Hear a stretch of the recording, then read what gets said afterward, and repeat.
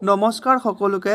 আসাম জিকে বিদ্যাপীঠৰ নতুন এটা ভিডিঅ'লৈ পুনৰবাৰ সকলোকে স্বাগতম জনাইছোঁ আহিবলগীয়া আসাম পুলিচ ABUB এক্সামৰ কিছুমান গুৰুত্বপূৰ্ণ প্ৰশ্ন আৰু উত্তৰলৈ আজি উপস্থিত হৈছোঁ সকলোৱে ভিডিঅ'টো শেষলৈকে চাব গতিকে বেছিকৈ পলম নকৰি আৰম্ভ কৰিছোঁ আজিৰ ভিডিঅ'ৰ প্ৰথমটো প্ৰশ্ন ৰাজতৰংগিনী কোনে লিখিছিল হু ৰট দ্য বুক ৰাজতৰংগিনী গতিকে বন্ধুসকল ৰাজতৰংগিনীত কাশ্মীৰৰ ৰুলাৰ মেঘবাহনৰ বিষয়ে লিখা আছে মেঘবাহনে বালা বৰ্মনৰ জীয়েক অমৃত প্ৰভাক বিয়া কৰাইছিল গতিকে এই কুৱেশ্যনৰ এনসাৰ হ'ব অপশ্যন সি কলহন আগৰটো প্ৰশ্ন হু ইন্ট্ৰডিউস দ্য পছা সিস্টেম কোনে সৃষ্টি কৰিছিল গতিকে আসাম হিষ্ট্ৰীৰ পৰা বহুতখিনি কুৱেশ্যন দেখা পোৱা যায় আৰু এই প্ৰশ্নটোৰ এনসাৰ হ'ব অপশ্যন বি প্ৰতাপ সিংহই পছা সিস্টেম আৰম্ভ কৰিছিল 3 নম্বৰ প্ৰশ্ন চিলাৰায়ৰ প্ৰকৃত নাম কি আছিল what is the real name of Chilarai গতিকে চিলাৰায়ৰ আসল নামটো আপোনালোকে হয়তো সকলোৱে জানে ইয়াৰ এনসাৰ হ'ব অপশ্যন সি শুক্লধ্বজ আছিলে চিলাৰায়ৰ প্ৰকৃত নাম আৰু নৰনাৰায়ণৰ আসল নাম আছিলে মল্লদেৱ নেক্সট প্ৰশ্ন কোনটো অনুচ্ছেদে শিক্ষাৰ অধিকাৰৰ কথা কয়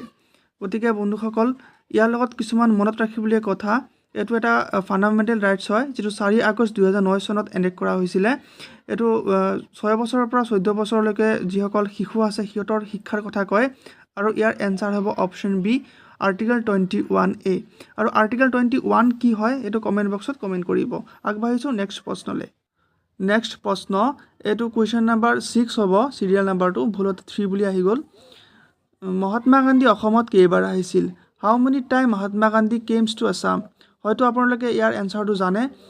মহাত্মা গান্ধী অসমত 4 বাৰ আহিছিল প্ৰথমবাৰৰ বাবে আহিছিল 1921 চনত দ্বিতীয়বাৰৰ বাবে আহিছিল 1926 চনত তৃতীয়বাৰ আহিছিল 1934 চনত আৰু অন্তিমবাৰৰ বাবে আহিছিল 1946 চনত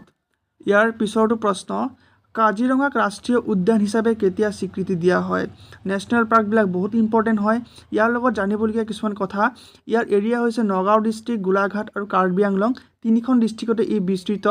আৰু ইয়াক ইউনেস্কো ওল্ড হেৰিটেজ সাইট হিচাপে 1985 ত স্বীকৃতি দিয়া হৈছিল টাইগাৰ ৰিজাৰ্ভ হিচাপে 2006 চনত আৰু টাইগাৰ প্ৰজেক্ট হিচাপে 2007 চনত আৰু 1974 ত কাজিৰঙা ৰাষ্ট্ৰীয় উদ্যানক ৰাষ্ট্ৰীয় উদ্যান হিচাপে স্বীকৃতি দিয়া হয় ইয়াৰ এনসাৰ হ'ব অপশ্যন সি 1974 আজিৰ ভিডিঅ'ৰ 8 নম্বৰ প্ৰশ্ন BTAD কেতিয়া গঠন কৰা হৈছিল BTAD ফুল ফৰ্মটো বড়োলেণ্ড টেৰিটৰিয়েল অটোনমাস ডিস্ট্ৰিক্ট য'ত 5খন ডিস্ট্ৰিক্টৰে ই গঠিত ই বাক্সা চিৰাং কোকৰাঝাৰ উদালগুৰি আৰু তামুলপুৰৰে 5টা ডিস্ট্ৰিক্টৰ সৈতে ইয়াক বনোৱা হৈছে ইয়াৰ বৰ্তমান চেয়াৰম্যান হৈছে প্ৰমোদ বড়ো আৰু ইয়াৰ এনসাৰ হ'ব অপশ্যন বি 10 ফেব্ৰুৱাৰী 2003 9 নম্বৰ প্ৰশ্ন লৰা ৰজাৰ আহোম নাম কি আছিল আহোম নামবিলাক বহুত ইম্পৰ্টেন্ট যিকোনো এক্সামতে আহা দেখা পোৱা যায় বিশেষকৈ অসমৰ যিকোনো এক্সামত আৰু আসাম পুলিচৰ এক্সামৰ বাবে বহুত প্ৰয়োজনীয় গতিকে ইয়াৰ এনসাৰটো হ'ব অপশ্যন সি সুলিকফা লৰা ৰজাৰ আসল নাম হৈছে সুলিকফা নেক্সট প্ৰশ্ন অসমৰ ৰাজধানী শিলঙৰ পৰা দিছপুৰলৈ কিমান চনত স্থানান্তৰ কৰা হৈছিল when was the capital of Assam shifted to Dispur from Shillong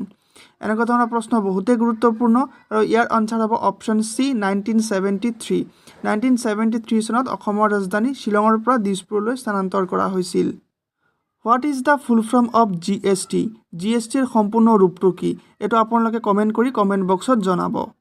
ভিডিঅ'টো চোৱাৰ বাবে ধন্যবাদ লগ পাম অন্য এটা